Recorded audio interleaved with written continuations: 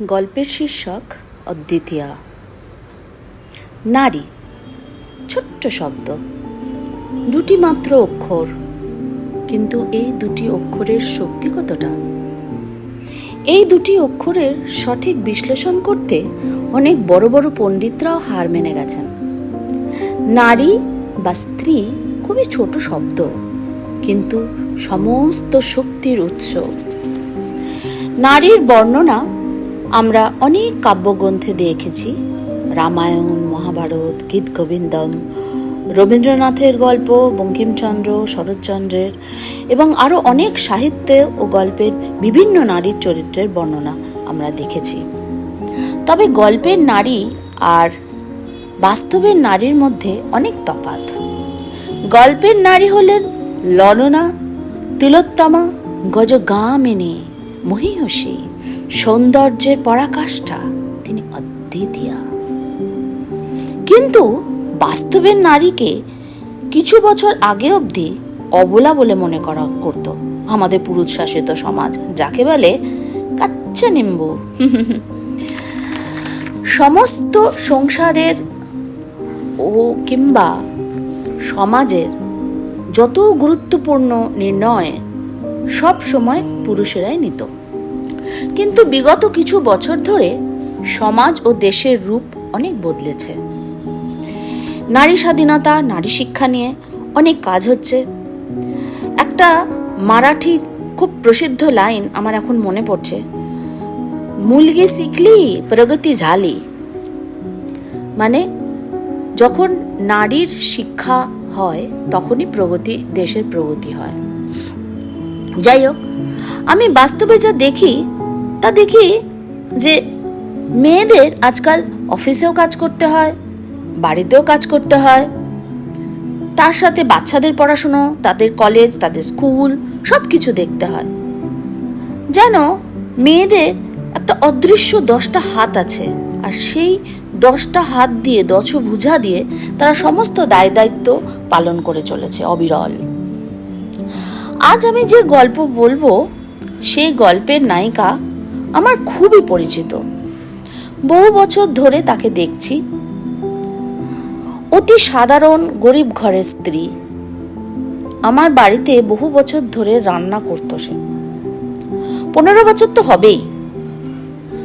বহু বছর ধরে আমি এদেরকে জানি। তবে আজ আমার মনে হলো যে এর কথা আপনাদের বলা উচিত। কিভাবে একটা জিরো থেকে ধীরে ধীরে এরা উঠেছে, একটা পজিশনে উঠেছে। চোখের সামনে আমি দেখেছি। এর পুরো কৃতিত্ব নন্দাকে দেওয়া উচিত, নন্দাবাই। হ্যাঁ, আজকে আমার গল্পের নায়িকা। মহারাষ্ট্র পুনে শহরের এরা, এদের দেশ। অ্যাকচুয়ালি ঠিক পুনেও বলবো না, এরা হচ্ছে মহারাষ্ট্রের বীড় জেলার লোক। নন্দা ছোটবেলা থেকেই বম্বেতে থাকতো আর নিজে মানে লোকের বাড়িতে ঘরের কাজ করে সংসার চালাতো। মুম্বাইতে নন্দা তার স্বামী আর তার 2 ছেলে আর 2 মেয়েকে নিয়ে আমারই বাড়ির কাছে একটি চলেতে থাকতো। আজ থেকে 15 বছর আগেকার কথা, যখন ও প্রথম আমার বাড়িতে কাজে আসে। আমার এক পরিচিতা আন্টি, গুপ্তা আন্টি, আমার বাড়িতে ওকে নিয়ে আসে। বলে যে, বিচিত্রা, নন্দা আমাদের বাড়িতে অনেক বছর ধরে কাজ করছে, খুব বিশ্বাসী, তুমি একে রাখতে পারো। আমি বললাম ঠিক আছে। আমি নন্দাকে জিজ্ঞাসা করি, তুমি বাঙালি রান্না পারো হিন্দিতে? ও বলল না, তবে আমায় বলে দিলে আমি করতে পারবো। আমি বললাম বিকেলে আসতে পারবে 5টায়? ও বলল হ্যাঁ। আমি বললাম কত নেবে? বলে দিদি 500 টাকা। ঠিক আছে। ও কাজে জয়েন করলো। একদিন ওর আসতে দেরি হয়েছে। আমি আমাদের সিকিউরিটি গার্ডকে ফোন করে জিজ্ঞাসা করলাম যে নন্দাবাই এসেছে? সিকিউরিটি বলল নন্দাবাই বলে তো কোনো বাই আসে না। আমি বললাম আরে, আমার বাড়িতে বিকেলে যে আসে দেখো, এন্ট্রি চেক করো। সিকিউরিটি বলল, নন্দাবাই না ম্যাডাম, ওর নাম মমতাবাই। হ্যাঁ, আমি তো অবাক, কি রে বাবা। তার কিছুক্ষণের মধ্যেই নন্দাবাই বেল দিল।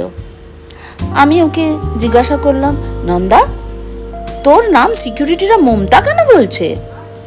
ও হেসে উঠে বলল, হ্যাঁ দিদি, মমতা আমার নাম অফিসিয়ালি কাগজে, অফিসের কাগজে, কিন্তু নন্দা আমার আসল নাম। আমার তো সব অদ্ভুত লাগতে লাগলো, কি রে বাবা, এই আবার কি? ও আমায় 1 কাপ চা আর বিস্কিট দিয়ে আমাকে ওর গল্প, জীবনের গল্প বলতে বসলো। মমতা হলো ওর স্বামীর আগের পক্ষের বউ। আমার তো মাথায় হাত। ওর বউ মরে গেছে, মানে মারা গেছে, তবে ওই আগের পক্ষের যে বউ, তার নামে রেশন কার্ড, তার নামে আধার কার্ড, তার নামে ভোটার কার্ড, এবং সেই নামটাই নন্দা ইউজ করছে। আমি বললাম যে, তুই পাগল নাকি? তোর কোনো নিজের অস্তিত্ব নেই? কিছুদিন বাদে তো তোর ছেলেরা যখন বড় হয়ে যাবে তখন বলবে, তুমি তো নন্দা, তুমি তো মমতা নও। এবার তুই যা করবি, মানে যত তুই তোর বাড়ি ঘরদোর সোনা গয়না যা যা তুই করেছিস, তোকে তো বার করে দেবে, রাস্তায় বার করে দেবে। তখন ও কি বললো জানেন? ও বলল, দিদি, ওরা ওর কাজে করবে, আমি আমার কাজ করছি। আমার স্বামী বলেছে যে এই নামটাই তুমি ইউজ করো, তো আমি ওর নামটাই ইউজ করছি। আমি শুনে না আমার অবাক লাগলো, কি রে বাবা। আর নন্দা নিজে হাতে কাজ করে ও সমস্ত ছেলে মেয়েদের, সৎ ছেলে মেয়েদের নিজের মায়ের থেকেও বেশি ভালোবাসতো। ওর নিজের মা যদি হতো তাহলে এত ভালোবাসতো না, নন্দা যা ভালোবাসে। বড় ছেলেকে ড্রাইভিং শিখিয়েছে, বড় মেয়েকে বিউটিশিয়ানের কোর্স করিয়েছে, ওদের পড়াশুনো শেখানো, ওদের মেয়েদের বিয়ে দেওয়া, হ্যাঁ, নিজের ছেলেকে বিকম গ্র্যাজুয়েশন করিয়ে কাকে ধরে টরে একটা ভালো চাকরির ব্যবস্থা করে দিয়েছে, মেয়েদেরকে পড়াশুনো শিখিয়েছে, এক মেয়েকে ব্যাংকিংয়ের কোর্স করিয়ে ব্যাংকে ঢুকিয়েছে। হ্যাঁ, এই সব ও নিজে হাতে করেছে, একা হাতে, লোকের বাড়িতে কাজ করে করে। আমাদের কাছ থেকে যাদের যাদের বাড়িতে কাজ করতো, 2-3 জনের বাড়িতে সব অ্যাডভান্স নিয়ে নিয়ে ও এইগুলো করেছে। আর তারপরে সেই অ্যাডভান্সগুলো চুকিয়েছে, এরম নয় যে ও ভুলে গেছে, পাই ও আমাদের সেগুলো ফেরত দিয়েছে। নিজে ভিরারে একদিন আমাকে বলল যে, দিদি, আমি ভিরারে ফ্ল্যাট দেখেছি, আমি কিনবো। আমি বললাম যে, ভেবেচিন্তে কেন বাবা। তো না, আমি কিনবো, আমাকে কিছু অ্যাডভান্স দাও। বললাম ঠিক আছে। তো সবার কাছ থেকে অ্যাডভান্স নিয়েও ভিরারে ফ্ল্যাট কিনলো। হ্যাঁ, এরমভাবে ধীরে ধীরে ধীরে ধীরে ধীরে ধীরে ও নিজেকে একটা জায়গায় নিয়ে গেছে, তার আর্থিক মানে স্বাবলম্বী করে তুলেছে নিজেকে। হ্যাঁ, আর আমি যখন শহরের বাইরে প্রোগ্রাম করতে যেতাম তখনও আমাকে আমার বাড়িতে এসে রাত্রিবেলা থাকতো, নিজের বাড়ি ছেলে মেয়েদের ছেড়ে আমার 2 ছেলেকে দেখভাল করতো। তখন অবশ্য আমার হাজব্যান্ড কিছু বছর মানে কুয়েতে ছিলেন ডেপুটেশনে। হ্যাঁ, তো এরমও হয়েছে যে আমি বলেছি, না রে নন্দা, এই প্রোগ্রামটা আমি করতে পারবো না। ও সাথে সাথে বলতো, না না দিদি, সামনে থেকে প্রোগ্রাম এসেছে, না বলো না, আমি তো আছি, তোমার কোনো চিন্তা নেই, তুমি যাও। 2020 সাল অবধি ও আমার বাড়িতে আসতো, কিন্তু লকডাউনের পরে ও আর ভিরার থেকে আসতে পারতো না। সত্যি নন্দান আমার জন্য যা করেছে তা আমি কখনো ভুলবো না। আমি একজন নন্দার কথা জানি, এরকম হয়তো অনেক নন্দাই নিঃস্বার্থভাবে তাদের ভালোবাসা ও কর্তব্য করে চলেছে অবিরল। তাদের গল্প গোপনীয়ই থেকে যায়, তাই না?